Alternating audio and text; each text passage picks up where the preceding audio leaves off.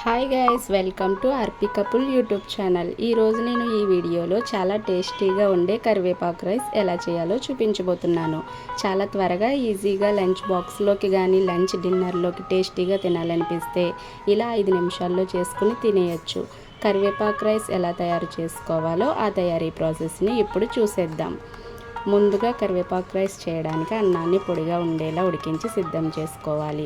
ఉడికించిన అన్నంలో కొంచెం చల్లారిన తర్వాత 2 టేబుల్ స్పూన్ ఆయిల్, రుచికి సరిపడా సాల్ట్ వేసి కలుపుకోవాలి.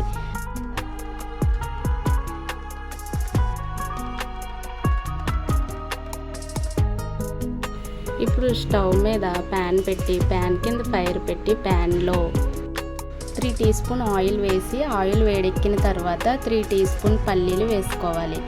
వీటిని కొంచెం ఫ్రై చేసుకోవాలి.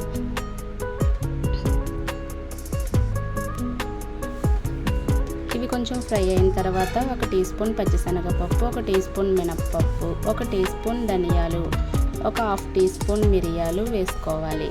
మిరియాలు వేయడం వల్ల కరివేపాకు రైస్కి ఫ్లేవర్ అనేది చాలా బాగుంటుంది. ఇవి కొంచెం ఫ్రై అయ్యాక కారానికి సరిపడా ఎండుమిర్చి, 1 పచ్చిమిర్చి తీసుకోవాలి. నేను పిల్లల కోసం చేస్తున్నాను, అందుకే నేను కారం తక్కువగా ఉండేలా తీసుకున్నాను. అందులోనే 1 కప్పు కరివేపాకును వేసుకొని ఇవన్నీ బాగా ఫ్రై అయ్యే వరకు కలుపుకోవాలి. ఇవి అన్నీ బాగా ఫ్రై అయ్యాక స్టవ్ ఆఫ్ చేసి చల్లారనివ్వాలి.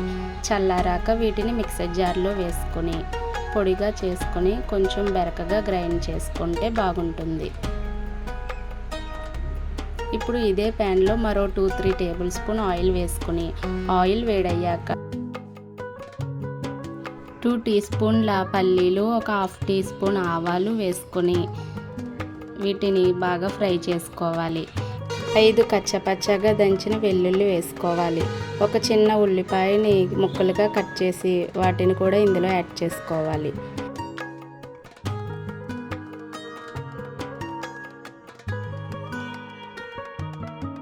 వీటన్నింటినీ బాగా ఫ్రై అయ్యే వరకు కలుపుకోవాలి. తర్వాత మనం ముందుగా రెడీ చేసిన కరివేపాకు పొడిని వేసి బాగా కలుపుకోవాలి.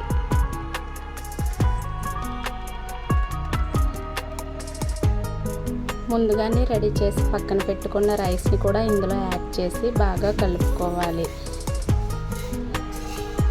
ఇందులో 1 నిమ్మకాయని కట్ చేసి ఆ రసాన్ని యాడ్ చేసుకోవాలి. మనం రైస్లో ముందుగానే సాల్ట్ వేసుకున్నాము, అది సరిపోయిందో లేదో చూసుకుని సరిపోకపోతే టేస్ట్కి సరిపడా కొంచెం సాల్ట్ యాడ్ చేసుకోవచ్చు. అంతా బాగా కలుపుకున్నాక కరివేపాకు రైస్ రెడీ అయిపోయింది. ఇప్పుడు నేను మా పిల్లలకి లంచ్ బాక్స్ రెడీ చేసేసాను.